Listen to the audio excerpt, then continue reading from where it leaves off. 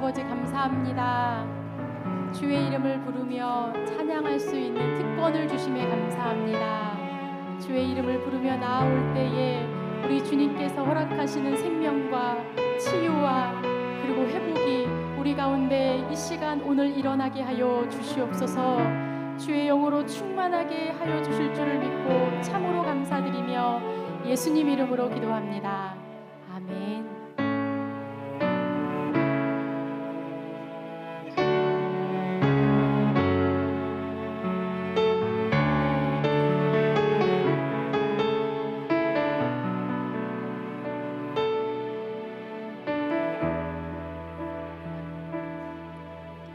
슬픈 마음 있는 자, 몸과 영혼 병든 자, 누구든지 부르시오.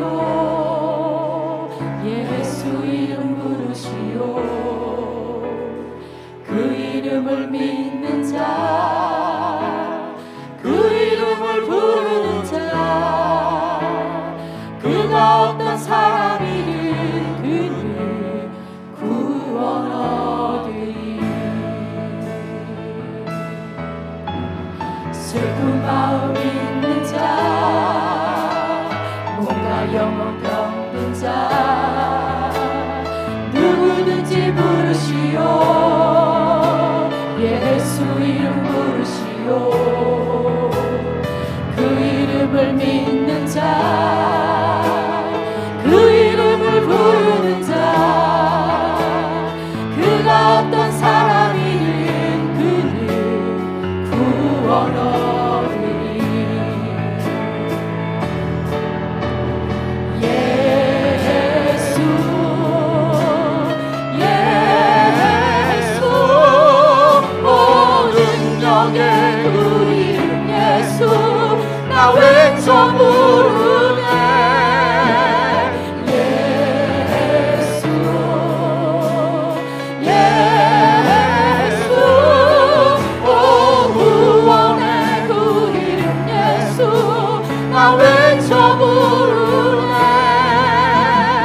예수 예수 오 능력의 그 이름 예수 나 외쳐 부르네. 예수 예수 오 구원의 그 이름 예수 나 외쳐 부르네. 예수 그리스도 은과 금 내게 없으나 나 가진 건 너에게 주니.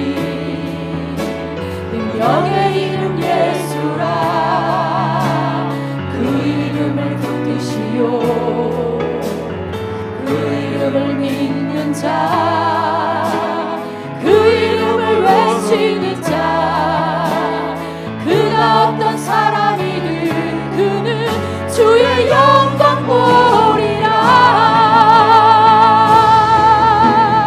예수 예수 오 능력의 그 이름 예수 나 외쳐 부르네. 예수 예수 오 구원의 그 이름 예수 나 외쳐 부르네.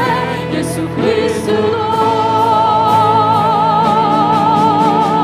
우리에게 주신 영광의 이름 나 어찌 잠잠하리. 세상에 크게 외쳐 부르리. 나의 주 예수 그리스도. 예수 예수 오 능력의 그 이름 예수 나 외쳐 부르네. 예수 예수 오 구원의 그 이름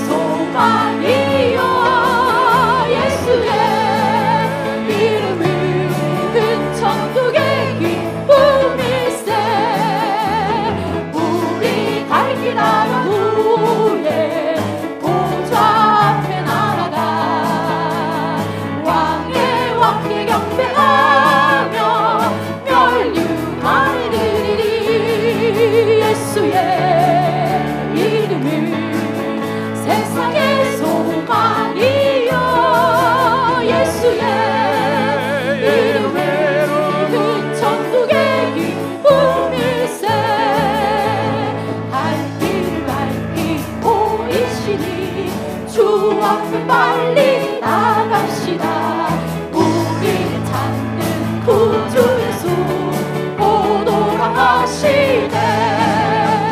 죄악고 쓴 우리 영혼을 기뻐 뛰며 주를 보겠네. 하늘에 계신 주 예수를 영원히 섬기리. 우리를 오라 하시는 말 기쁘게 듣고 순종하세. 구주를 믿기 지체 말고 속속히 나가세. 죄악 벗은 우리 영혼을 기뻐 뛰며 주를 보겠네. 하늘에 계신 주 예수를 영원히 섬기리. 주 오늘 여기 계시오리. 다 와서 주의 말씀 듣세. 듣기도 하며 생각하니 참 진리시로다. 죄악 벗은 우리 영혼을 기뻐 뛰며 주를 보겠네. 하늘에 계신 주 예수를 영원히. 3절 다시 갑니다. 주 오늘 여기 계시오니 다 와서 주의 말씀 듣세. 듣기도 하며 생각하니 참 진리시로다. 죄악 벗은 우리 영혼을 기뻐 뛰며 주를 보겠네. 하늘에 계신 주 예수를 영원히 섬기리.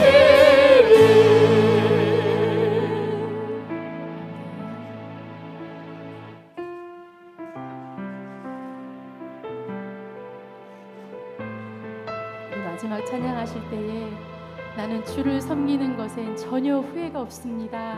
우리 하나님 앞에 진심으로 고백하는 시간 되길 바랍니다.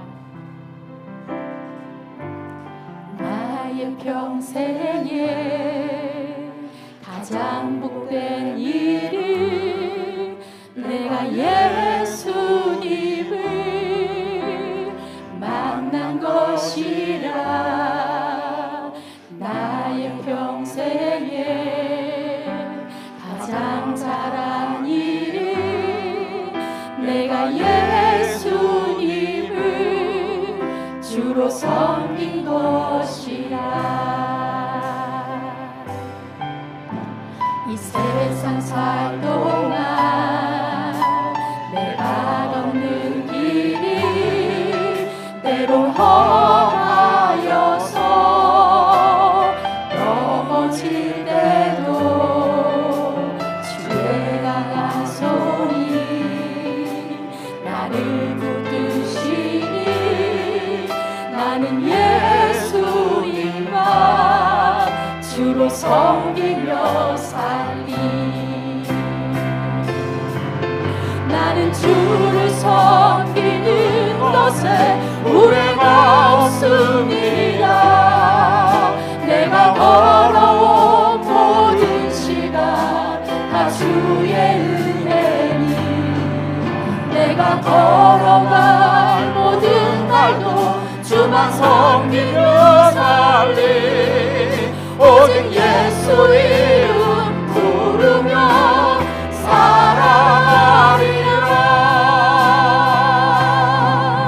나는 주를 섬기는 것에 후회가 없습니다. 내가 걸어온 모든 시간 다 주의 은혜니. 내가 걸어갈 모든 날도 주만 섬기며 살리.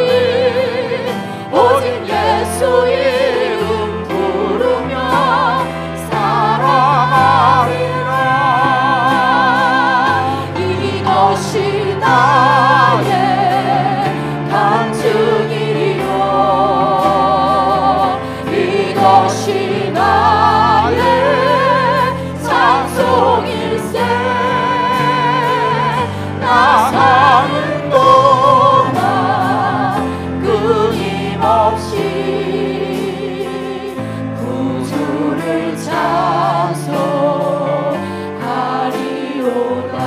이것이 나의 간증이요 이것이 나의 간증이요 이것이 나의 찬송일세 나 사는 동안 끊임없이 구주를 찬송하리로다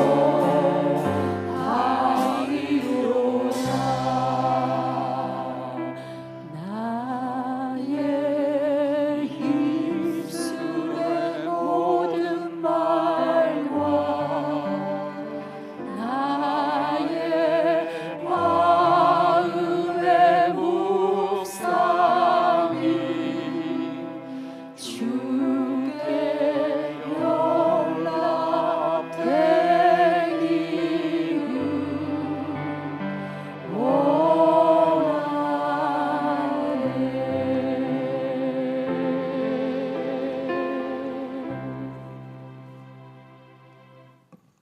다 같이 일어나셔서 찬송가 10장 찬송하겠습니다.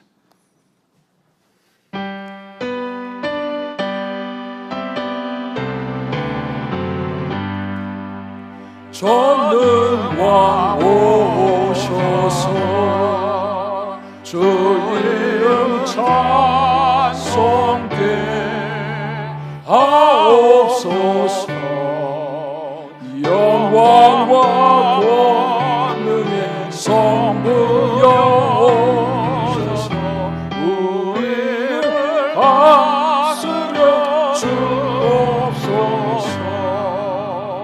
간세한 성자여 오셔서 기도를 들으소서. 택하신 백성을 복내어 주시고 거룩한 마음을 주옵소서. 위로의 주 성령 오셔서 큰 증거 주옵소서. 전능한 주시여 각 사람 안에서 떠나지 마시고 계시소서.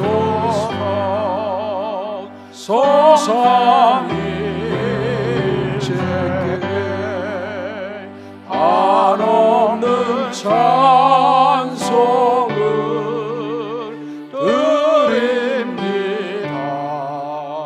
존귀한 주님을 영광 주게 얻고 영원히 모시게 하옵소서.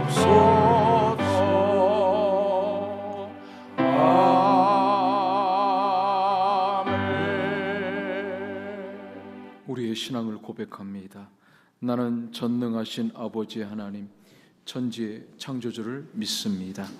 나는 그의 유일하신 아들 우리 주 예수 그리스도를 믿습니다. 그는 성령으로 잉태되어 동정녀 마리아에게서 나시고 본디오 빌라도에게 고난을 받아 십자가에 못 박혀 죽으시고 장사된 지 사흘 만에 죽은 자 가운데서 다시 살아나셨으며 하늘에 오르시어 전능하신 아버지 하나님 우편에 앉아 계시다가 거기로부터 살아있는 자와 죽은 자를 심판하러 오십니다.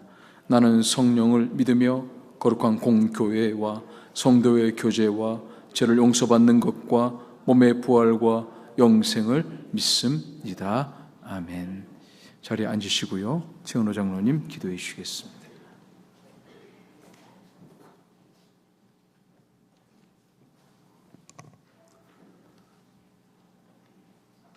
사랑과 은혜가 풍성하신 하나님 아버지, 오늘도 저희를 예배의 자리로 불러주심을 감사드립니다. 전능하신 아버지, 저희를 죄의 사슬에서 해방시켜 주신 여호와 하나님께 영광과 찬송을 드리옵나이다.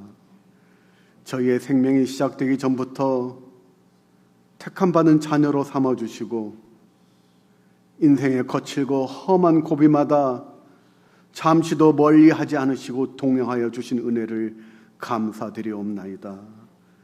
주님 전에 나와 예배할 때마다 예수 그리스도를 더욱 알게 하시고 더욱 믿고 따를 수 있는 단계로 나아갈 수 있게 하여 주옵소서. 사랑의 주님, 저희가 지난 한 주간도 말씀대로 살지 못하고 연약했던 것을 용서해 주시기를 원하옵나이다. 그럴진데 지난 한 주간도 지켜주신 은혜에 감사를 드려옵니다. 가정과 교회와 일터에서 함께 하심을 찬양합니다. 사랑의 주님, 오늘도 예배를 위하여 마음속에 있는 모든 걱정과 염려를 내려놓게 하옵소서. 이 예배를 통하여 저희 영혼이 새로워지게 하시고 주님과의 관계가 더 깊어지기를 기도하옵나이다. 말씀을 받을 때 열린 마음으로 듣고 그 말씀을 삶 속에서 실천할 수 있도록 성령께서 역사하여 주시옵소서. 주님, 저희가 드리는 이 예배가 주님의 뜻에 합당하며 주님께 기쁨이 되기를 원합니다.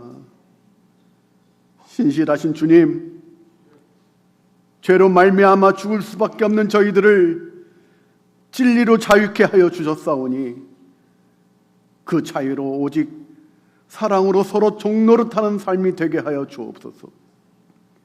십자가에서 죽기까지 낮아지신 예수 그리스도의 겸손을 본받아 낮아짐을 기뻐할 수 있게 하여 주옵소서.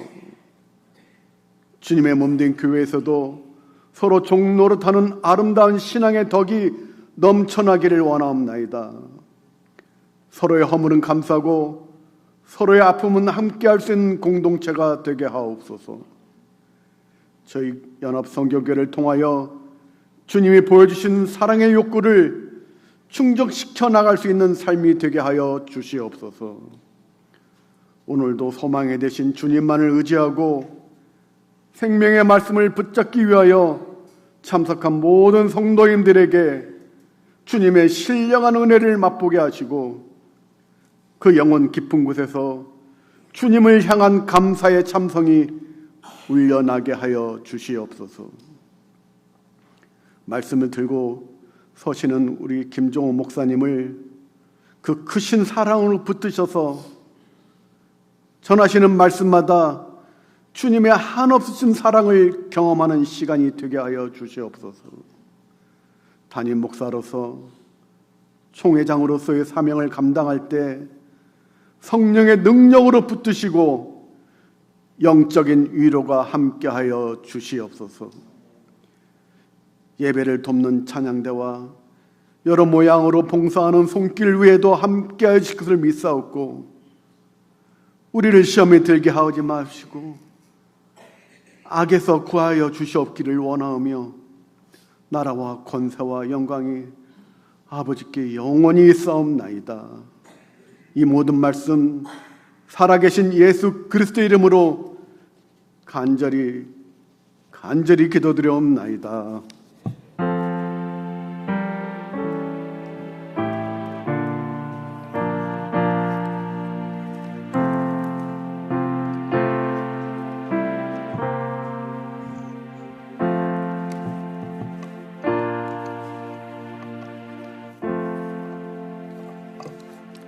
우리 옆에 계신 분의 눈을 바라보면서 그렇게 인사해 주시겠습니다. 사랑합니다. 축복합니다.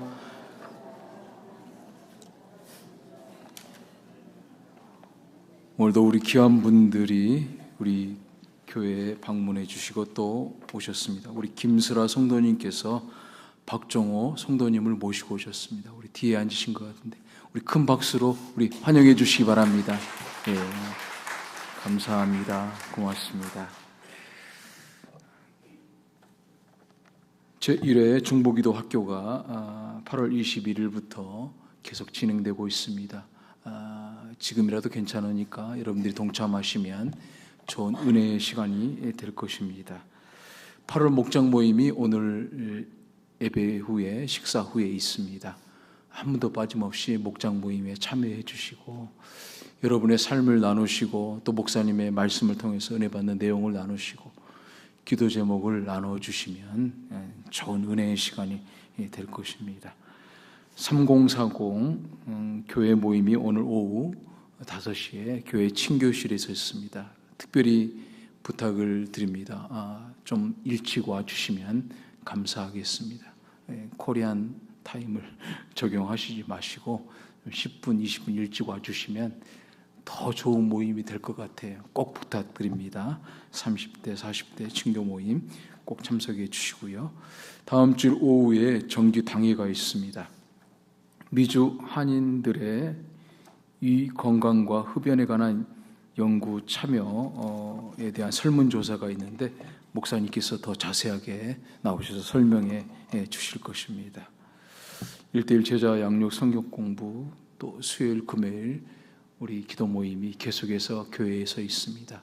이런 같이 동참해 주시면 은혜의 시간이 될 것입니다. 주일날 오전 10시 15분에 새가족실에서 중보기도 모임이 있고요. 환우들을 위해서 기도해 주시고 저번 주에도 우리 김슬아 성도님께서 계속해서 이렇게 전도를 해 오시고 계시는데 우리 박동욱 우리 성도님을 또 모시고 오셔서 등록해 주셨습니다. 감사합니다. 오늘 친교 식사는 차종찬 장로님 우리 기쁨 목장에서 다음 주는 김효영 권사님 그리고 사랑 목장에서 섬겨 주십니다. 하나님 말씀 보겠습니다. 사무엘상 19장 1절에서 6절 말씀 보도록 하겠습니다. 구약성경 사무엘상 19장 1절에서 6절 말씀 우리 한음성으로 합독하겠습니다. 자, 시작. 사울이 그의 아들 요나단과 그의 모든 신하에게 다윗을 죽이라 말하였더니 사울의 아들 요나단이 다윗을 심히 좋아하므로 그가 다윗에게 말하여 이르되 내 아버지 사울이 너를 죽이기를 꾀하시느니라. 그러므로 이제 청하노니 아침에 조심하여 은밀한 곳에 숨어 있으라. 내가 나가서 내가 있는 들에서 내 아버지 곁에 서서 내 일을 내 아버지와 말하다가 무엇을 보면 내게 알려주리라 하고 요나단이 그의 아버지 사울에게 다윗을 칭찬하여 이르되 원하건대 왕은 신하 다윗에게 범죄하지 마옵소서. 그는 왕께 득죄하지 아니하였고 그가 왕께 행한 일은 심히 선함이니이다.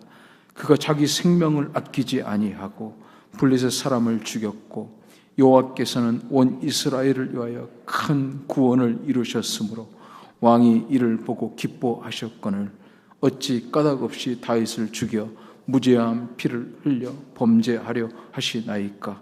사울이 요나단의 말을 듣고 맹세하되 여호와께서 살아계심을 두고 맹세하거니와 그가 죽임을 당하지 아니하리라. 아멘. 본문의 말씀을 통해 죽이려는 세상 살리시는 그리스도라는 제목으로 담임 목사님 말씀 증거해 주시겠습니다. 할렐루야. 반갑습니다. 우리 박정호 성도님 너무 반갑습니다. 제가 4년 동안 노르만디하고 올림픽에 있는 코리아 시니어 커뮤니티 센터에서 힐링 상담 강의를 했습니다. 그분들 개인적인 상담도 하고 또 그분들과 함께 계속해서 4년 동안 여러 주제로 세미나를 했었습니다.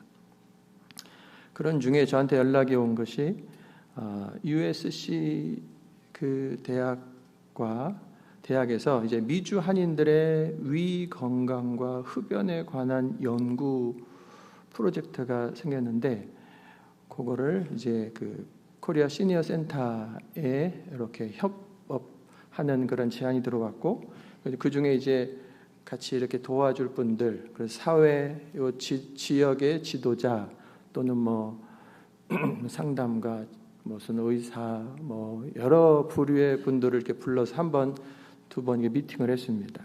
제가 이제 목사로 지도자로 갔는데 그 국장님한테 왜 저를 부르셨어요? 그랬더니 목사님 안 불렀으면은 원불교 사람을 부를 뻔했다고. 그래서 우리 지역에 그래도 지도자가 기독교 지도자가 서는 게 좋다 이렇게 생각을 해서 저를 부르셨다고 그럽니다. 그래서 미팅을 했고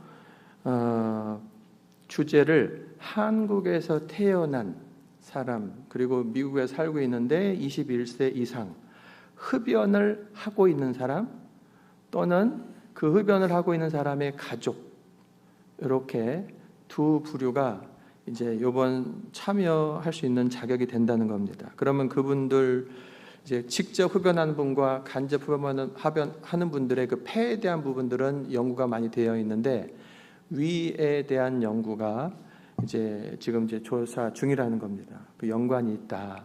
그러면서 지금 그 종이 아래 보시면 그 QR 코드에 여러분 사진 찍으면 참고할 수 있고 아니면 전화를 거시면 내가 해당되는가 해보실 수가 있는 거예요. 이제 이렇게 하시는 분들이 결국은 1시간 정도 시간을 쓰기 때문에 그 프로젝트에서 참여하시는 분들께 $100 기프트 카드를 이제 드리는 거로 되어 있습니다. 그러니까 100불입니다. 100불 카드. 그래서 감사합니다라는 표시로 그렇게 되어 있습니다. 그래서 자기가 상황이 주변에 이렇게 담배 피는 분들이 많이 계시다. 그럼 간접 흡연자로서 참여할 수 있고 본인이 흡연자면 한번 내 속에 위의 상태가 어떤지 한번 점검해 볼 수 있는 좋은 기회가 됩니다. 돈을 내는 게 아니라 돈도 이제 받는 거기 때문에 이 지역의 건강을 위한 프로젝트이기 때문에 제가 이렇게 동참을 했고 이제 우리 교회뿐만 아니라 이제 LA에 있는 교회들마다 이걸 이제 제가 전달하기로 했습니다. 우리 성도들도 부담 갖지 마시고 참여하시면 됩니다. 그분들의 걱정이 교회에 있는 분들 담배 피는 거에 대해서 괜하게 또 가리지 않냐. 저는 담배 피고 들어오라 한다고 어떻게 하겠냐고. 그런 걱정하지 마시고 그냥 걱정은 건강이 걱정인 거니까. 그래서 본인들의 한번 건강을 위해서 한번 동참해 주시면 좋겠습니다. 자, 오늘 제목은 죽이려는 세상 살리시는 그리스도입니다. 여러분 이 세상은요 죽이려고 하는 힘이 있고 또 살리려고 하는 힘, 이 두 가지 힘이 맞부딪히고 있는 거예요. 그 두 가지로 가만히 보면 죽이는 일들이 여기저기 많이 있는 거죠. 근데 또 그보다 좀 더 크게 살리는 힘이 있어서 우리가 이렇게 또 살고 있는 거예요. 빼앗고 죽이고 하려고 하는 그러한 말하자면 깡패들이 있죠. 그런데 보호하고 살리려고 하는 경찰 공권력이 있죠. 그게 더 크기 때문에 지금 이렇게 우리가 안전하게 사는 겁니다. 우리들의 마음 안에도 우리들의 가족 안에도 공동체 안에도 이 두 가지 기준으로 보면 계속해서 죽이려고 하고 살리려고 하는, 그래서 어느 것이 더 힘이 센가에 따라서 그 모습이 결정되는 거예요. 오늘 읽은 사무엘상 19장은 다윗이 사울왕의 미움을 받습니다. 그래서 생명의 위협을 받는 장면이에요. 그래서 이 위협받을 때 그 고통을 그가 시로 써놓은 게 있어요. 기도문이죠. 시편 59편인데 시편 59편에 보면 그렇게 사울 때문에 도망가면서 쓴 시라고 써 있습니다. 몇 구절 제가 읽어드리면 나의 하나님이여 나의 원수에게서 나를 건지시고 일어나 치려는 자에게서 나를 높이 들어주십시오. 그들이 나의 생명을 해하려고 엎드려 기다리고 강한 자들이 모여 나를 치려하오니 여호와여 이는 나의 잘못으로 말미암음이 아니요 나의 죄로 말미암음도 아니로소이다. 내가 허물이 없으나 그들이 달려와서 스스로 준비하오니 주여 나를 도우시기를 위하여 깨어 살펴주소서. 하나님 일어나서 저를 도와주십시오. 나를 죽이려고 합니다. 다윗의 두려움, 신음, 그리고 주님을 향한 의지하는 간구, 찬양, 그것이 그 시편 59편에 쭉 담겨져 있습니다. 자기를 죽이려고 하는 사울왕의 공격, 여러분 자기를 죽이려 한다. 그 위협을 받는 사람이 얼마나 고통스럽습니까? 그런데 그런 가운데서도 자신을 보호하시는 하나님의 도우심이 더 크다는 거예요. 그 도우심을 찬양하고 있는 겁니다. 세상에 살면서 때때로 다가오는 위기 속에서 여러분 혹 신음하고 있지는 않습니까? 여러 개인적인 문제들, 공동체적인 문제들이 있을 겁니다. 그렇다고 한다면 눈을 들어서 우리 하나님을 다윗처럼 볼 수 있기 바랍니다. 이 세상에서는요, 나를 삼키려 하는 자가 있더라도 나를 보호하시고 일으키시는 하나님이 계십니다. 여러분을 미워하는 자가 혹 있더라도 여러분을 생명같이 사랑하시는 하나님이 계시니 괜찮습니다.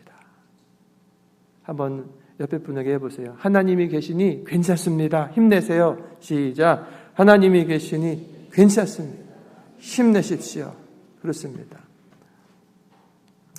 오늘 말씀을 통해서 하나님이 어떻게 나를 살리시는지 그것을 깨닫고 살리시는 그 하나님의 은혜를 입으시기 바랍니다. 자, 먼저 다윗을 죽이려고 하는 이 사울 왕에 대해서 우리가 먼저 살펴보려고 합니다. 자, 사울이요, 한 차례가 아니고 여러 차례 다윗을 죽이려고 시도했습니다. 9절 10절에 보면 사울이 손에 단창을 가지고 그의 집에 앉았을 때 여호와께서 부리시는 악령이 사울에게 접하였으므로 다윗이 손으로 수금을 탈 때 사울이 단창으로 다윗을 벽에 박으려고 던져버렸습니다. 창으로, 짧은 창으로 탁 던져서 죽이려 했던 거예요. 이게 시작입니다. 처음에는 이 둘만 있을 때 창을 던진 거예요. 나중에는 전쟁터에, 위험한 전쟁터에 내보내 죽이려고 하고, 그것도 안 되니까 아예 공개적으로 명령을 내려가지고 신하들, 장군들한테 저 다윗을 죽여버려라 명령을 내려요. 그럼 왜 이 사울의 마음에는 다윗을 죽이려고 하는 이 약한 마음이 가득 찼을까? 여러분, 다윗은 어떤 사람이에요? 지난주에 들었던 것처럼 이스라엘이 위기 때, 골리앗에 의해서 망할 뻔한 그때 구해낸 젊은이인 거예요. 그때 나라를 살려내서 약속대로 자기 딸과 결혼을 해서 사위가 됐어요. 사위예요. 가족이에요. 그리고 이제는 그 이스라엘의 장군이 되었습니다. 그리고 나라를 잘 지키는 충성스러운 신하가 된 거예요. 근데 도대체 왜 이 사람을 죽이려고 하는가? 그러니까 한마디로 미움 때문입니다. 너무 미운 거예요. 나라를 구한 거, 자기 사위, 충성스러운 장군 다 필요 없어요. 그걸 넘어서 버리는 미움이 있는 거예요. 그 미움의 뿌리를 쫓아가면 부정적인 마음들이 보이는데, 지난주에 봤던 비교, 여자들이 하는 말이 사울왕은 천천히요, 다윗은 만만이로다. 거기 비교, 그러더니 열등감이 생기고 질투심이 나고 분노가 나온 거예요. 불쾌하고, 그리고 저 다윗이 내 자리를 차지할 수 있겠구나라고 하는 두려움이 생긴 거예요. 여러분, 사람 마음속에 있는 작은 유치한 비교, 이 비교가 시기로 자라고 분노로 자라고 미움으로 자라서 살인까지 감행하게 만든 겁니다. 여러분, 어떻게 그래도 거기까지 가는가? 잘 들어보십시오. 예수님 말씀입니다. 나는 너희에게 이르노니 형제에게 노하는 자. 형제가 있잖아요. 화내는 사람. 이 사람은 심판받을 거다. 그리고 이어서 요한 1서 3장에 보면 형제를 미워하는 자는 살인하는 자다. 여러분, 분노하고 그 사람을 미워하고 뭐 사람이 살다 보면 그럴 수 있는 거 아닙니까? 하고 우리들은 덮고 막 넘어가 버리는데, 우리가 믿는 예수님께서 뭐라고 말씀하냐면 형제에게 분노하는 자, 그 미워서 분노하는 거죠. 심판받을 거라고. 무서운 죄라는 거예요. 그리고 여러분, 직접적인 살인이라고 하는 것은 갑자기 일어나는 게 아니죠. 단계에서. 근데 그 선이 어디서 시작된 거냐면 미움에서 시작이 되는 거예요. 미워요. 그 전에 뭐 시기 질투 뭐 이런 거 있으면 미워요. 그 미움이 점점 커지고 참을 수 없고, 그래서 그 미움 때문에 사람을 해치는 일이 벌어진 거예요. 예수님은요, 우리들은 이게 미움과 살인을 완전히 구분해 놓고 이건 작은 거고 살인이 큰 죄지라고 말하지만 우리들의 마음을 아시는 하나님께서는 미워하는 자는 형제를 살인했다라고 말을 하는 거예요. 똑같은 죄로 여기시는 거예요. 그래서 그 죄가 심판받는 죄라고 경고하시는 겁니다. 가룟 유다, 예수님의 12제자 가운데 한 사람입니다. 이 사람 마음 안에도 막 변화들이 일어납니다. 처음에 이 가룟 유다가 예수님이 오라고 할 때 따라갈 때 기대하는 마음이 있었습니다.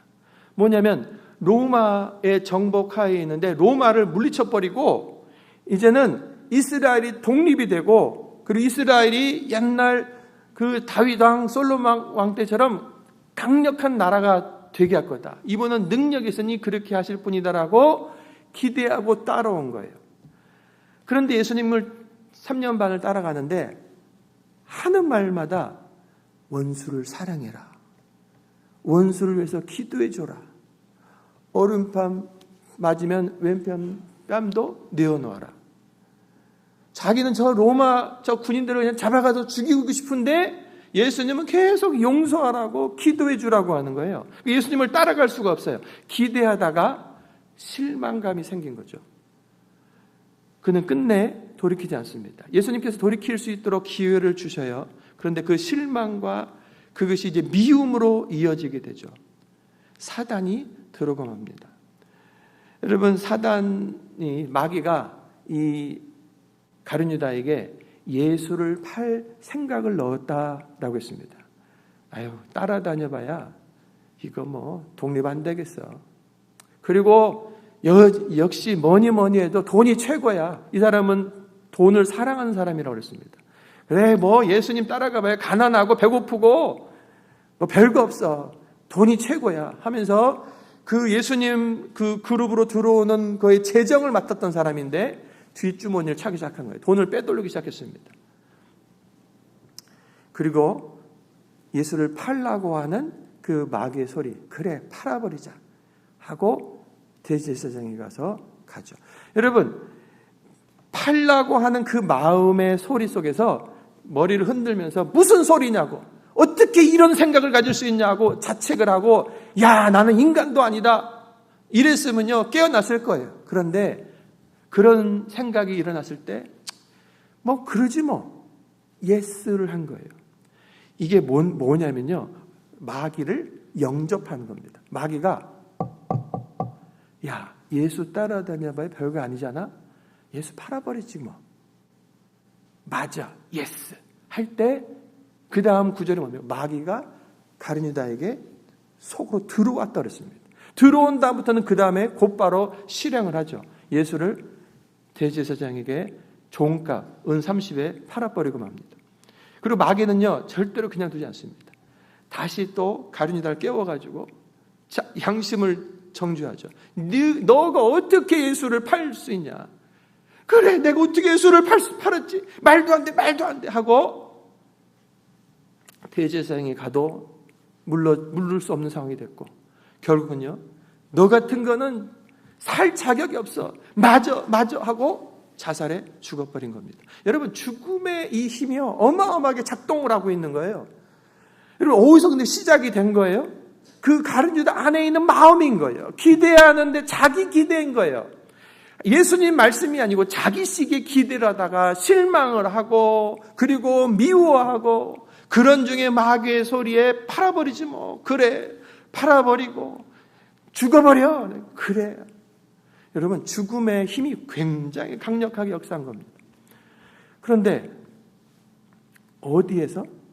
예수님의 12제자 안에서. 여러분, 예수님을 따라온 사람들이 엄청 많았습니다. 수만 명이 이르기까지. 그런 예수님께서 골라낸 사람이 12명이었던 거예요. 12명 중에 한 명인 거예요. 그게 남 얘기로 생각하면 안 돼요. 나는 뭐 마음 괜찮으니까, 나는 뭐 신앙생활을 오래 했으니까. 예수님의 12제자 중에 하나가 이 마귀의 소리에 끌려갔다라고 하는 것은 우리들에게 주는 경고가 큰 겁니다.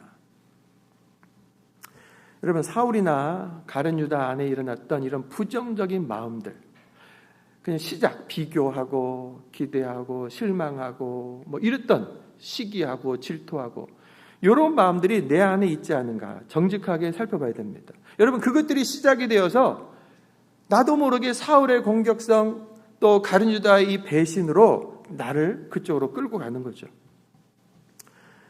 여러분, 내 안에 자기의, 나만큼 하는 사람이 어디 있어?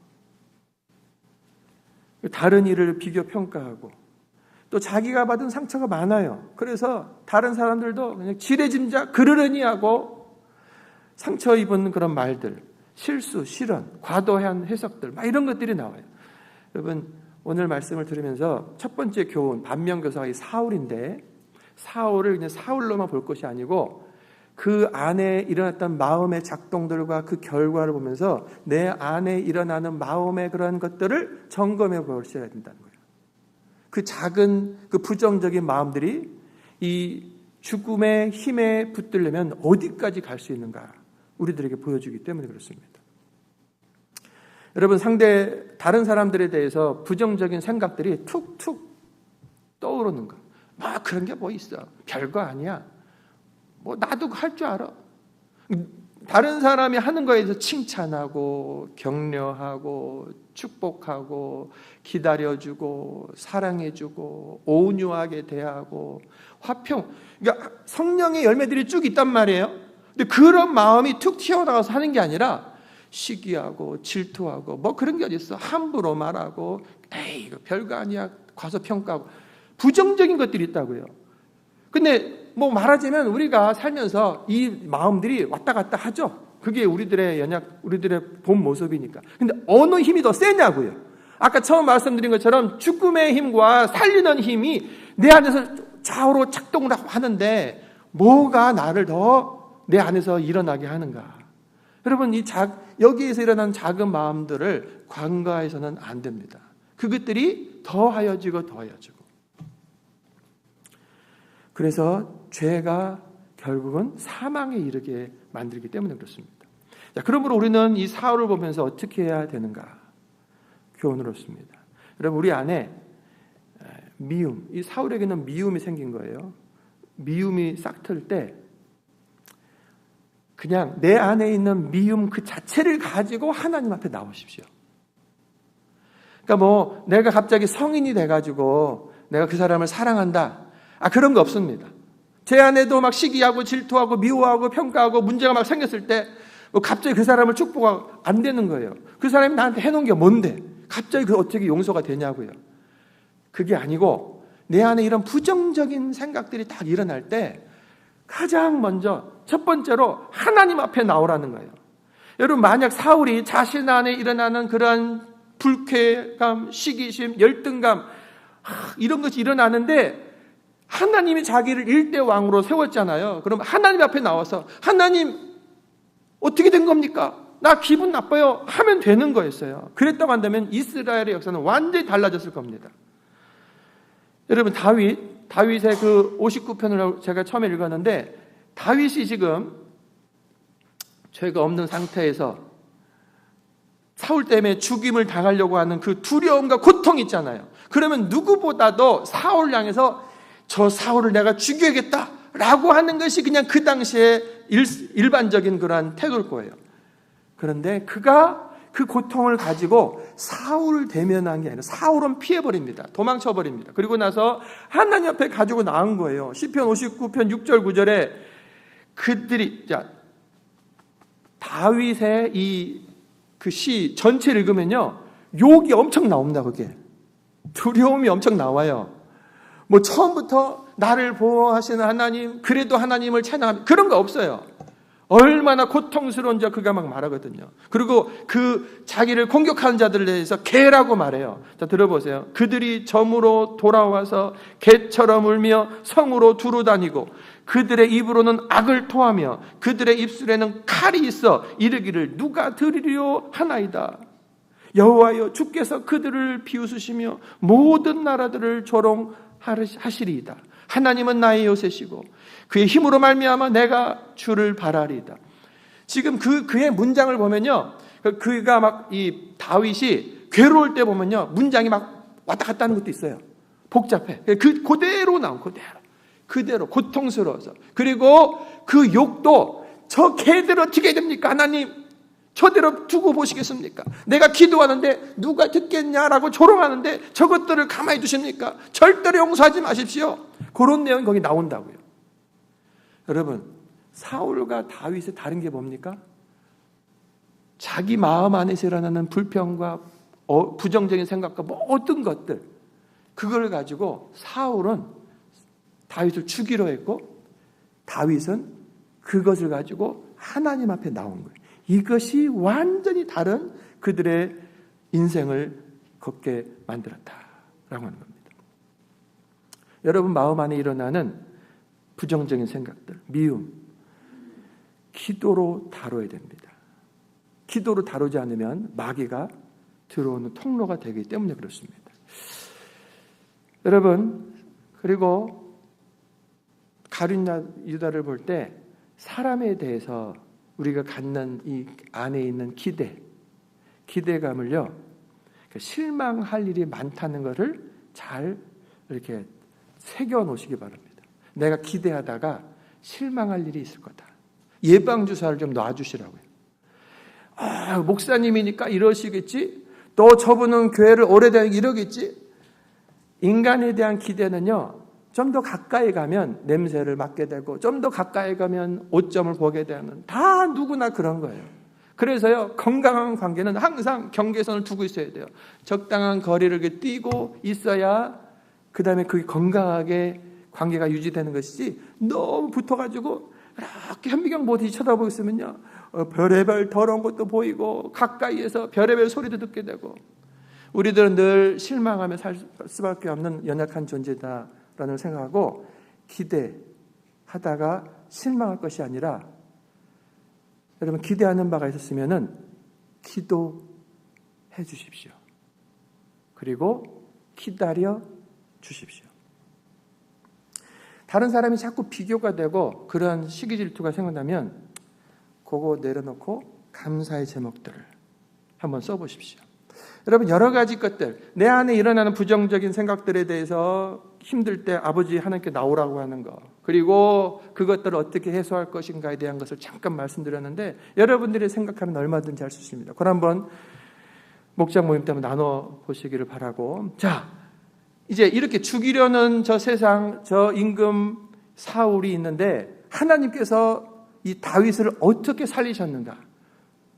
다윗을 살리려고 하는 사람들을 먼저 사용하십니다. 자, 1절 보시면 사울이 그의 아들 요나단과 그의 모든 신하에게 다윗을 죽이라 말하였더니 사울의 아들 요나단이 다윗을 심히 좋아했다. 심히 좋아함으로 이제 그렇게 하지 않죠.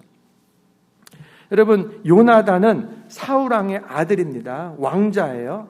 왕자 보고 신하들과 함께 가서 저놈 죽여라 하는데, 요나단의 아내는 다윗을 좋아했다고요. 사랑한 거예요.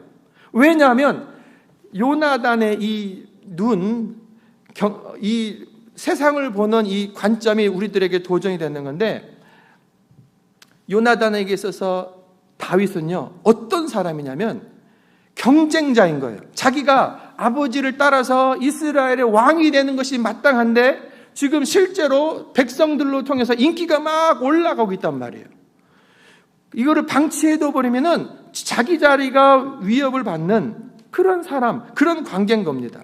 그런데도 불구하고 요나단이 어떤 관점을 가졌냐면 자기 자리, 자기 중심적인 생각으로 저놈은 나의 경쟁자라고 했으면은 가서 정말 죽이고 싸웠을 거예요. 근데 그것이 아니고 요나단은요, 너무 건강한 생각을 갖고 있었어요. 요나단은 하나님을 사랑합니다.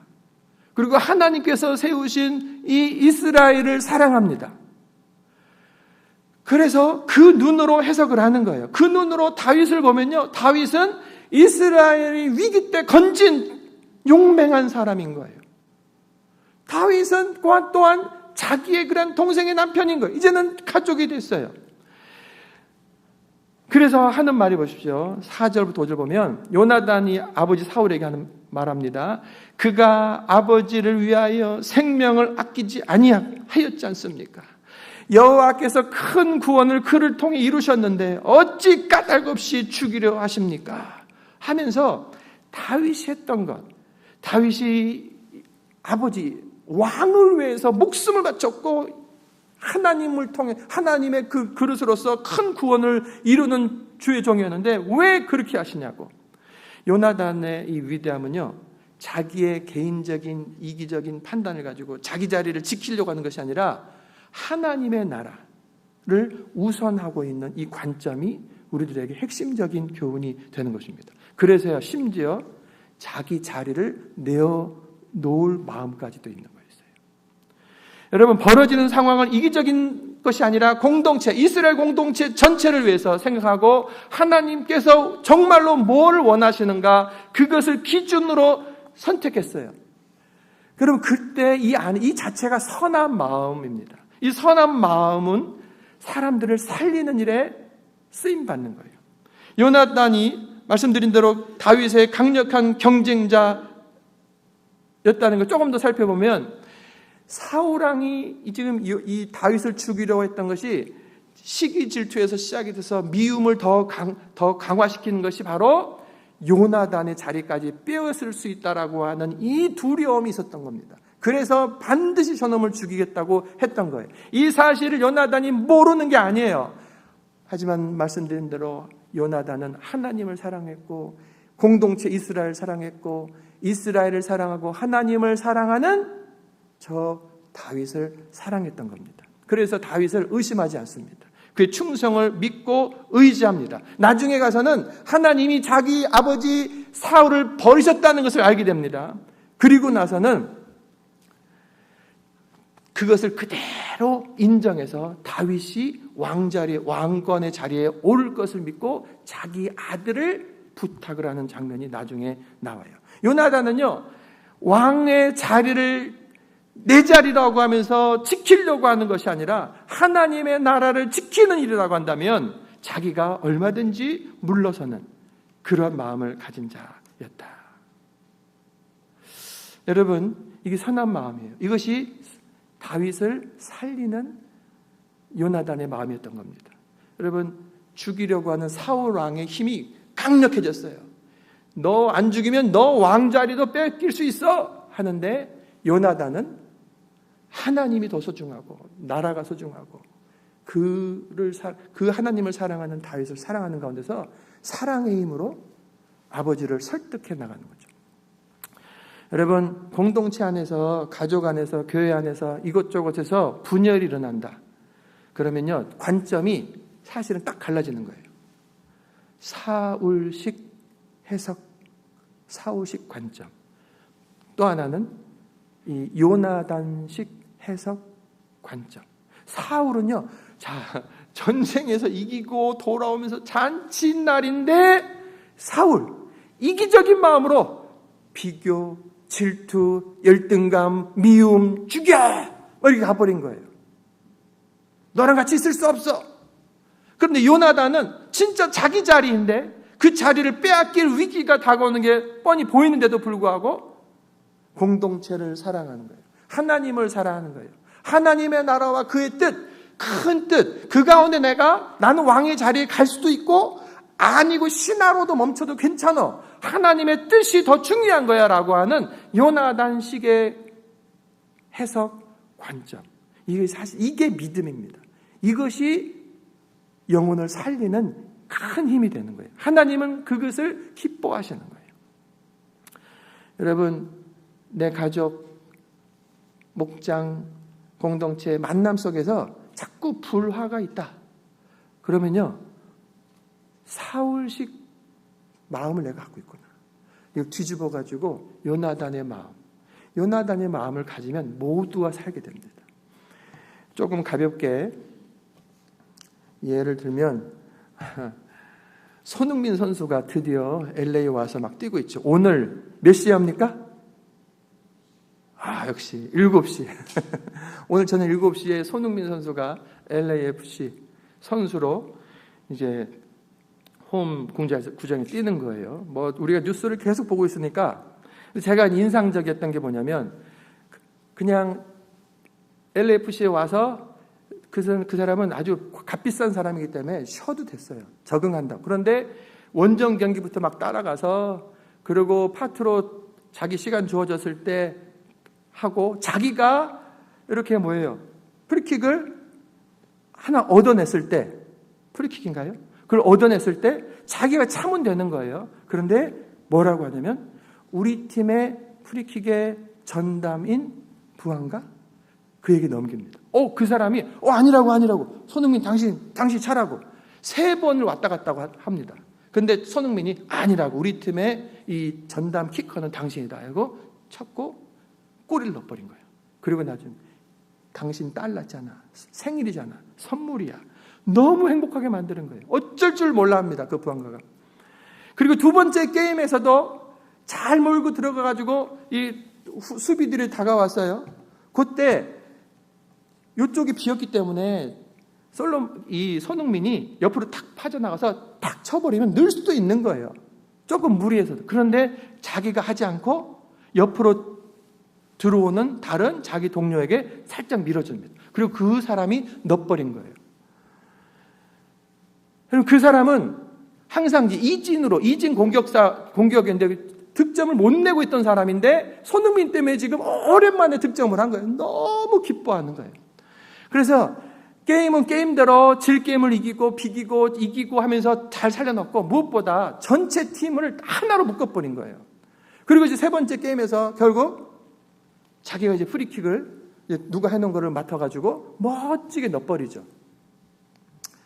실력 그 자체보다 그의 안에 있는 팀을 위한 공동체를 중요하게 여기는 먼저 여기는 그 마음이 계속해서 질 거를 비기게 하고 비길 거를 이기게 만들고 그리고 이제는 그 손흥민이요 전체 그 선수의 단의 연봉의 절반을 손흥민이 가져간답니다. 어마어마하게 가져가는 거예요. 그럼 이 사람들이 굉장히 시기 질투가 많을 수 있다고요.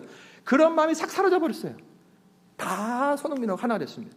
손흥민을 귀하게 여기느라고 단장이 이 사람들의 월급도 다 올려줘 버리고 지금 잔치짜리인 거예요. 이게 어디서 시작됐는가? 선한 마음. 그 선한 마음이 구체적으로 뭐냐? 이기적으로 내가 넣고 내가 박수를 받겠다가 아니라 공동체를 위해서 이 순간에 누가 더 유리하지? 이렇게 했을 때 누가 이렇게 어떻게 우리가 하나가 될 수 있지라고 하는 그 생각 속에서 순간순간 판단한 거예요. 그게 폼을 낸 게 아니라 그의 삶이었던 거예요. 그 순간에 그것이 나왔던 거죠.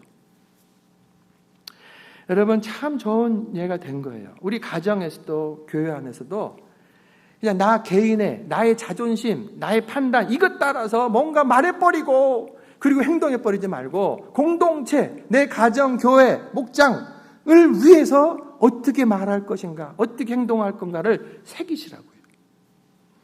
가정 이야기로 들어가면 자 다윗을 살리려고 하는 요나단과 함께 2번째 사람 아내 미갈이 나옵니다. 11절부터 17절까지 나오는데 여러분 위기를 맞이했어요.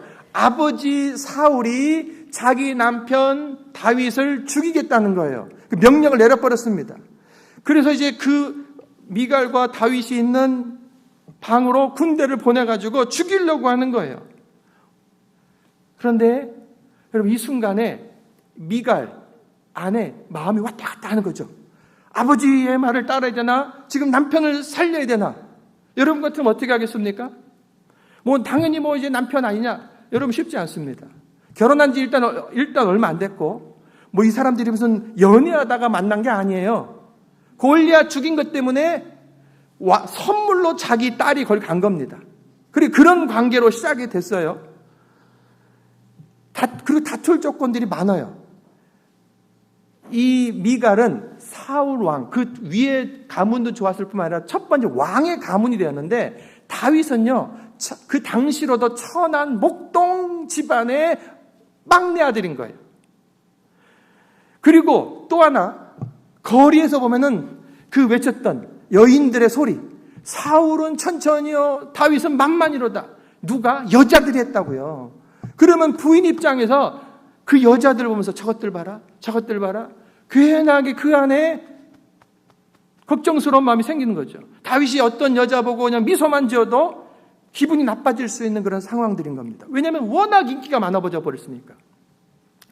실제로 나중에 가면요, 이 미갈은 원래 그런 여자였습니다. 그런 가능성이 많았어요. 그래서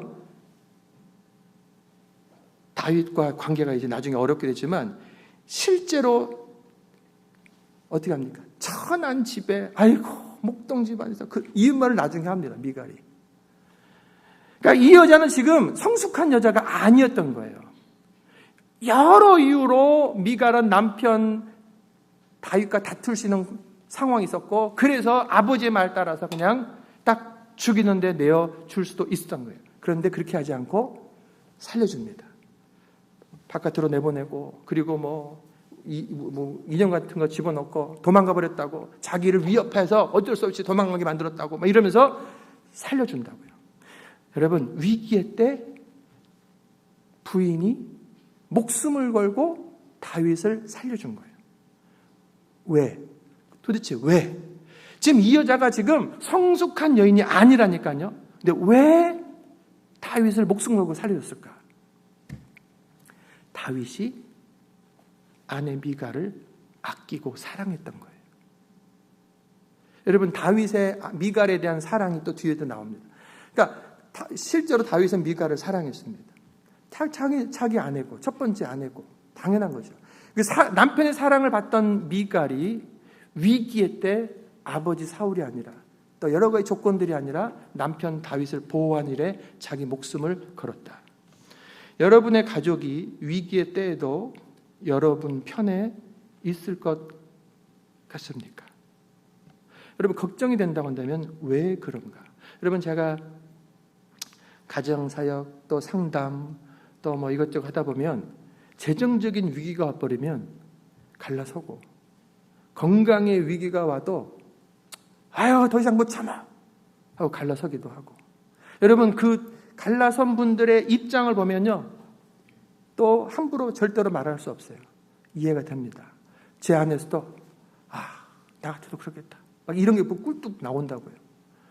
그래서 이혼한 거에 대해서 뭐라 할 수 없어요. 그 자체가 거기까지 갈 때까지 고통스러운 거기 때문에 그거는 그대로 두고, 그런데 그럼에도 불구하고 또 가정을 지키고 위기의 때 배우자의 편이 되고 하는 사람들이 또 있다는 거예요.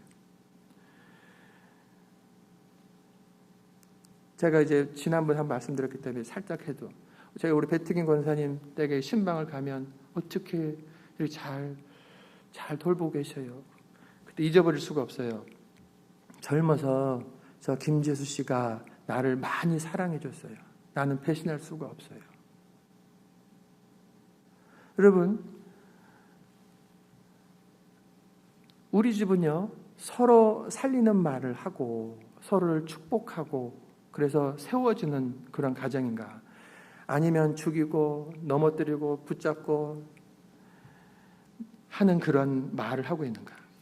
여러분, 가족 간에 이 미갈의 결단을 회복하려고 한다면 무엇부터 바꿔야 되겠는가? 한번 잘 생각해 보시기 바랍니다. 이제 목장 모임에서 한번 나눠보시길 바라요. 마지막으로 하나님의 도우심이, 살리는 도우심이 요나단이라고는 사울 왕은 죽이려고 하는데 그 아들 요나단이 살리고 그 딸 미갈이 다윗을 살리는 거예요. 하나님이 그들을 지금 쓰고 계신 거예요. 그들의 선한 마음을 쓰고 계신 거예요. 우리가 선한 마음으로서 하나님께 드려지고 쓰임 받아야 된다는 것이고, 자, 더 나아가서 그럼에도 불구하고 악한 힘이요, 죽이려는 힘이 계속 갑니다. 계속 나가서 찾아내고 막 가요. 절대로 가볍지 않습니다. 죽이려고 하는 것. 이때 하나님은 어떻게 하시는 줄 아십니까? 오늘 본문에 보면 직접 나타나시는 거예요. 20절에 사울이 다윗을 잡으러 전령들을 보냈더니 그들이 선지자 무리가 예언하는 것과 사무엘이 그들의 수령으로 선 것을 볼 때에 하나님의 영이 사울의 전령들에게 임함에 그들도 예언을 한지라. 이게 하나가 아니라 첫째, 둘째, 셋째 무리. 자, 다윗이 어디 있다는 거 알았습니다. 군인들을 보낸 거예요. 군인들을 통해서 잡아가지고 죽이려고 하는데 가까이 가면서 갑자기 입에서 방언이 터져 나오고 예언을 하는 거예요. 그럼 예언은 뭐냐? 하나님의 말씀을 전하는 거예요. 하나님의 뜻이 여기 새겨져서 하나님을 노래하는 거예요. 구체적으로 나와 있지 않아요. 예언했다고만 나오는데 다른 거 아닙니다. 하나님은 살리시는 분이다. 생명의 주이시다. 하나님은 다윗을 사랑하신다. 라고 하는 하나님의 그 말씀들이 막 터져 나오는 거예요. 자기는 그거 하려고 하는 게 아닌데 성령에 사로잡혀가지고 막 말하는 거예요. 그러다 보니까 물러서게 되고 둘째도 셋째도 여러분 계속 성령이 강력하게 역사하니까 죽이려고 하는 자들을 덮어버려서 성령의 도구로 만들어버렸습니다. 나중에 24절 25절 사울이 라마나요스로 가니라 하나님의 영이 그에게도 사울에게도 임하니 그가 라마나요스에 이르기까지 걸어가며 예언을 하였으며 그가 또 그의 옷을 벗고 사무엘 앞에서 예언을 하며 하루 밤낮을 벗은 몸으로 누웠더라. 그러므로 속담에 이르기를 사울도 선지자 중에 있느냐? 자, 이 사울이요 믿을 수가 없었어요. 그게 말이 되냐? 가서 그냥 탁 찔러 죽이면 되는데 무슨 예언이야? 하고 미운 마음으로 막 가는데 가는 도중 길부터 자기 입에서 그냥 둘둘 예언이 나와버리는 거예요. 하나님 찬양합니다. 하나님 사랑합니다.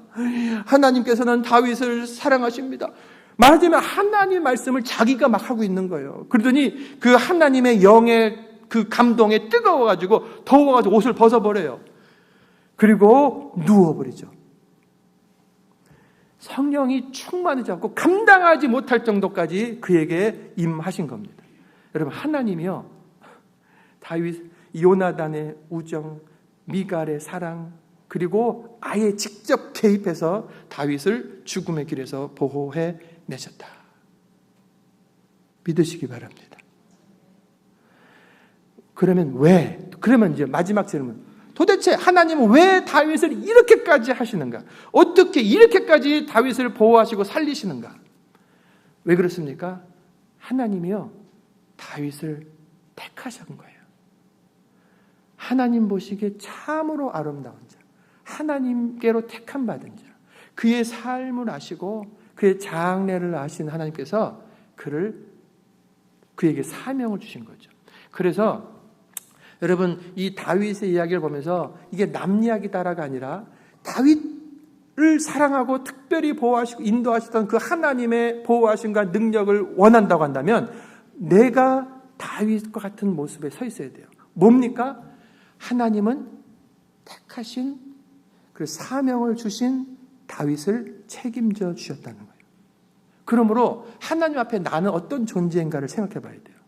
여러분 물어보십시오. 개인에게. 나는 하나님에게 어떤 자인가? 하나님의 자녀로 내가 서 있음을 분명하게 아시길 바랍니다.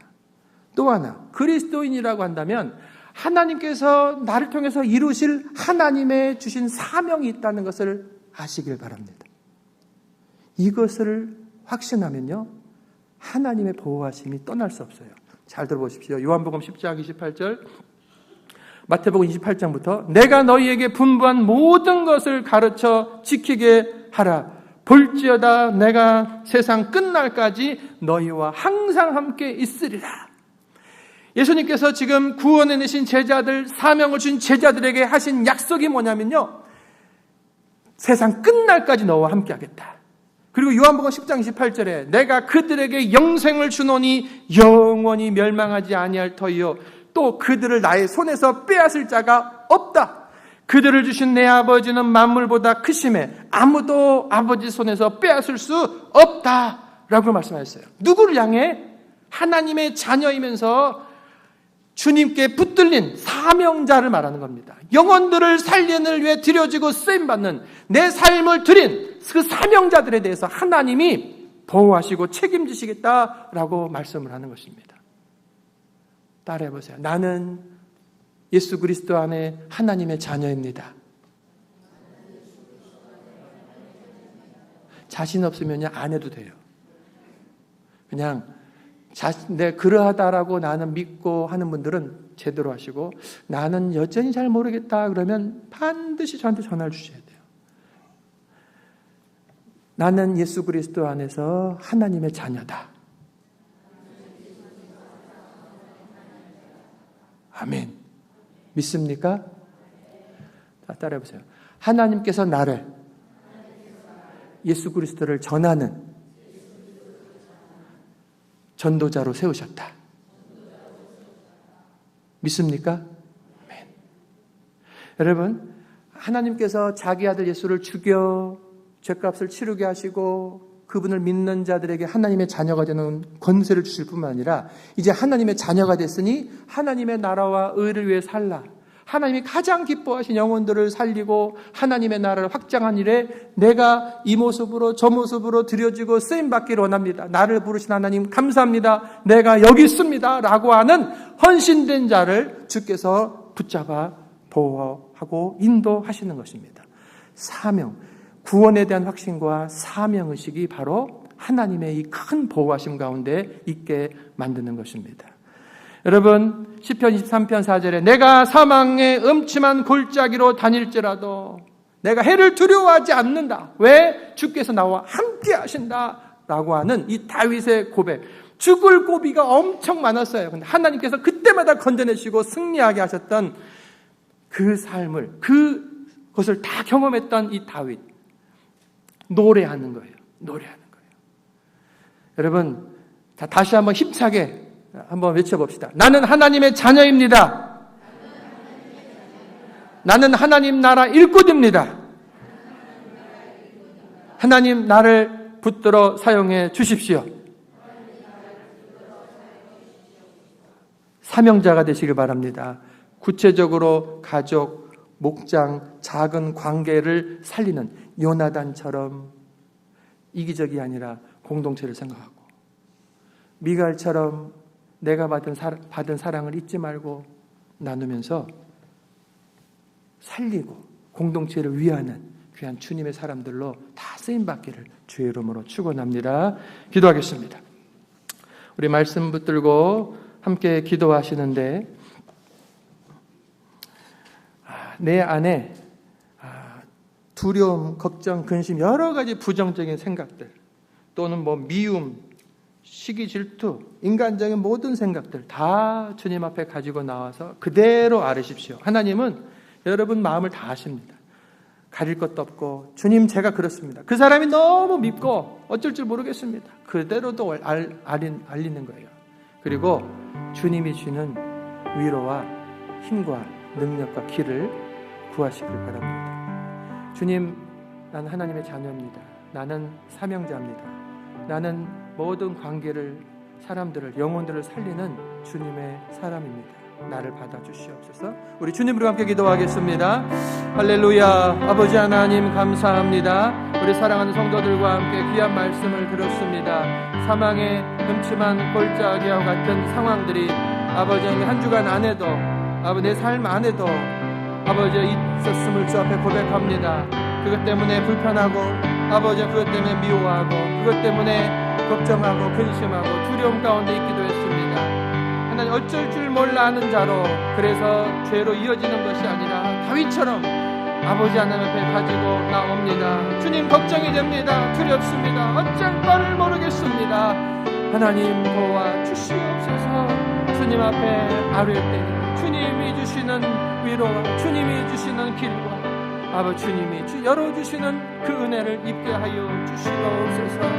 하나님, 아버지 죽이려고 하는 세상의 힘이 얼마나 강력한지, 아버지 그것에 내가 붙들려 쓰임받는 어리석고 미련한 자 되지 않겠습니다. 아버지 생명의 주여 살리시는 우리 주 예수 그리스도 아버지 하나님께로 붙들린 자로 내가 살기를 원합니다. 하나님의 자녀임을 믿습니다. 아버지하며 주께서 불러 세우신 영혼을 살리는 직분을 맡기신 것을 믿습니다. 나를 사용해 주시옵소서. 가족을 위하여 아버지며 성도들을 대할 때, 아버지 주변의 사람들을 대할 때 아버지 이기적이지 않고 공동체를 생각하며 그 영혼을 생각하며 영혼의 구원을 위하여서 내가 인내하고 참고 아버지하며 온유하고 화평하며 주님 따라가는 아름다운 관계로 이룰 수 있도록 주님 도와 주시옵소서. 주님 도와 주시옵소서. 아버지 하나님, 다윗이 사울 때문에 죽을 두려움, 그 고통 속에서 하나님께 강력하게 외치며 했던 그 기도, 하지만 그의 시편 59편의 나중의 기도는 나의 힘이신 하나님이여 내가 주께 찬송하리이다. 신음으로 걱정으로 마치는 것이 아니라 찬양과 감사로 올려드렸습니다. 우리 사랑하는 성도들, 이 시간 여러 가지 문제들을 안고 나왔습니까? 영, 육, 혼의 메인 것들이 우리 주 예수 그리스도의 이름으로 풀어지게 하여 주시옵소서. 저희들 안에 있는 근심과 걱정, 막혀있는 것들이 우리 주의 성령의 충만한 가운데 오픈되어지고 형통하게 하여 주시옵소서. 저희들 마음 가운데 식어버린 그런 마음들이 예수의 심장으로 이식되어서 다시 한번 영혼들 위해 뜨겁게 뛰며 아버지며 더욱더 주님 앞에 드려지고 쓰임받는 일에 기쁨으로 나를 드리는 주님의 사람들 다 되게 하여 주시옵소서. 우리 연합성교회, 우리 온 성도들은 이 세상 죽이려고 하는 그 힘에 지지 않고 도망가지 않고 생명의 주이신 우리 하나님 아버지께로 붙들려서 강력하게 생명들을 살리는 일 위해 잘 쓰임받는 우리 모두 되게 하여 주시옵소서. 감사합니다. 예수 그리스도의 이름으로 기도합니다. 아멘. 우리 찬송가 370장 찬양하며 예물 하나님께 드립니다.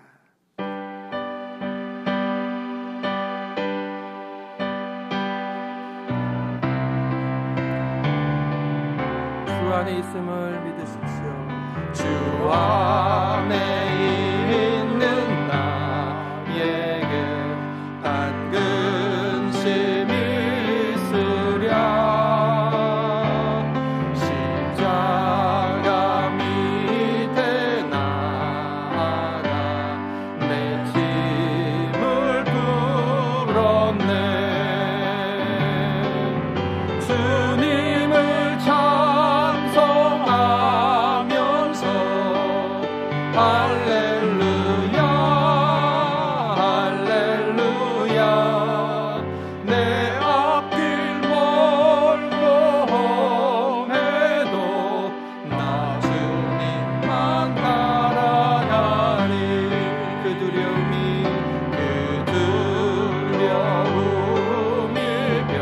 일변하여 내 기도 되었고 전날의 한숨 변하여 내 노래 되었네. 주님을 찬송하면서 할렐루야 할렐루야. 내 앞길 멀고 험해도 나 주님만 따라가. 우리 두 손 들고 내주는 자비 내주는 자비하셔서 늘 함께 계신 아멘. 내 굽이 밤을 아시고 늘 채워주시 아멘. 주님 높이 찬양합시다. 주님을 찬송하면서 할렐루야 할렐루야. 내 앞길 멀고 험해도 나 주님만 따라가. 우리 다같이 일어나서 내 주와 맺은 언약 내 주와 맺은 언약은 영불변하시 아멘. 그 나라 가기까지 그 나라 가기까지는 늘 보아. 우리 두 손 들고 다시 한번 주님 찬송합니다. 주님을 찬송하면서 할렐루야 할렐루야. 내 앞길 멀고 험해도 나 주님만 따라가리. 아멘. 감사합니다. 아버지 하나님, 근심을 가지고 걱정을 가지고 두려움을 가지고 여러 가지 부정적인 마음을 가지고 왔었습니다. 하지만 하나님 말씀 듣고 그 모든 것들을 우리 주 예수 그리스도 십자가에 못 박고 우리 예수님이 주시는 새 생명으로 다시 삽니다. 예수님처럼 낮아지고 섬기는 자리에 나아가겠습니다.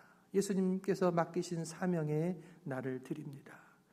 주님께서 책임져 주시고 보호하시고 인도하시고 역사하시는 것을 체험하는 우리들의 이후에 여생 되게 하여 주시옵소서. 믿음으로 사랑으로 감사함으로 드린 귀한 예물들을 주께서 흠향하여 주시옵소서. 저희들의 온 정성을 받으시고 이 예물이 쓰임 받는 곳곳에서 하나님의 나라가 힘차게 확장되게 하시고 영혼들 살아나게 하여 주옵소서. 드린 손길들 저희들의 삶을 책임져 주시옵소서. 주님, 사업과 직장과 수고하며 땀 흘리는 현장에 홀로 두지 아니하시고 우리 주께서 지혜 주시고 총명함을 주시고 문을 열어주시고 수고한 대가를 충분하게 얻는 승리하는 사업장, 직장 되게 하여 주시옵소서. 연약한 가운데 주 앞에 나왔습니다. 하나님의 능력으로 강하게 채워주시고 고쳐주시고 힘있게 하여 주시옵소서. 치유의 손길이 임할 때마다 우리 주께서 피 묻은 오른손으로 친히 안수하셔서 깨끗하게 낫게 하여 주시옵소서. 더 힘있게 주님 섬기는 우리들의 여생 되게 하여 주시옵소서. 이제는 우리 주 예수 그리스도의 은혜와 아버지 하나님의 그 크신 사랑과 성령의 감화 감동 역사 충만하신 은혜가 주님 감사합니다. 주님 사랑합니다. 나를 사용해 주시옵소서. 헌신함에 일어서는 저희들 머리 위에 이제로부터 영원토록 함께 하시기를 간절히 축원하옵나이다. 아멘.